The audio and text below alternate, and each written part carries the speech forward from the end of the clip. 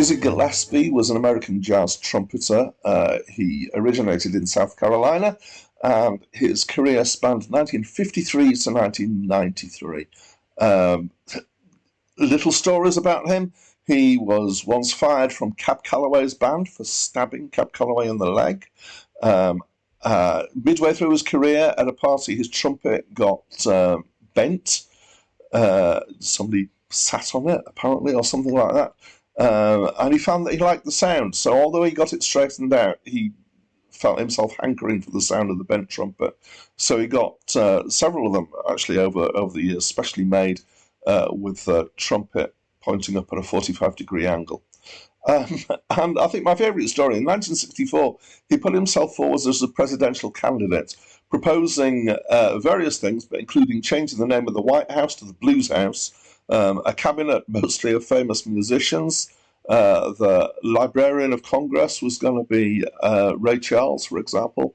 Malcolm X appeared on his list as well, and lots of other people that you would have heard of. Like all these well-known jazz musicians, he's produced many, many records. He was also a writer, so he's credited with quite a few tunes himself, and an actor. Roy Eldridge was a jazz trumpeter from Pittsburgh. He was born in 1911. He's described as being restless in his personality, restless and competitive. And restless seems to kind of fit his life story. So I read quite a bit of this stuff on Wikipedia, and I can't actually make the dates all work because it seems to move around faster than is actually possible, given the dates and the ages. But as far as I can gather, he was expelled from school in the 9th grade. He joined a travelling show, then a carnival. He returned to Pittsburgh aged 17. He started leading bands. It says he moved to New York in 1930, but it also said he led a band in Pittsburgh when he was 20, which would have been 1931. He moved to Chicago in 1936, back to New York. He had a stint giving up on music and learning to be a radio engineer. Then he went back to music. He moved briefly to Paris in 1950, then back to New York in 1951. He had a stroke in 1970, but that didn't seem to stop him. But finally, in 1980, he had a heart attack, and that did stop him. And he did something that's unusual for these old jazz guys. He retired. He eventually died in 1989. He played with a load of greats, and he's had lots of albums, as is usually the case with these jazz luminaries. Hi, my name's Dan. So, obviously this is an album featuring Roy and Dizzy, and they're both trumpet players. So, the background to the existence of this album is a little confusing because it was originally released as one of a pair of albums, which were Roy and Diz and Roy and Diz number 2. They were later combined into an album called Roy and Diz, but somewhere in between, they were also released as Trumpet Battle and the Trumpet Kings, except so it's the same tracks, but in a different configuration of pairings.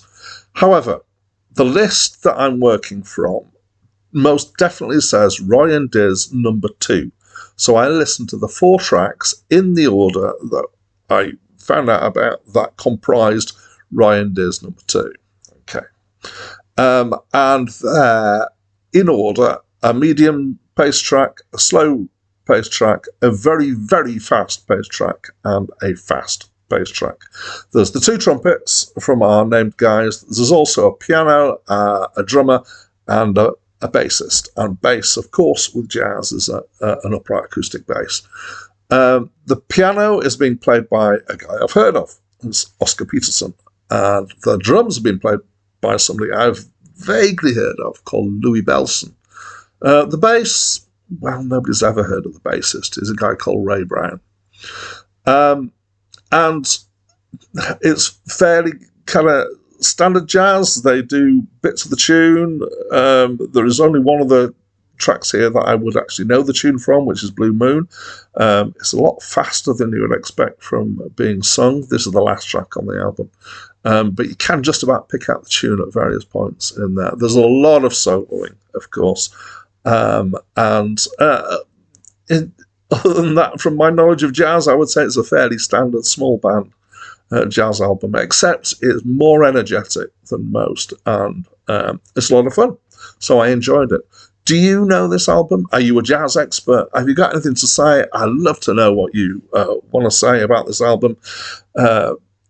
Please let me know in the comments down below. And that's it from me for now.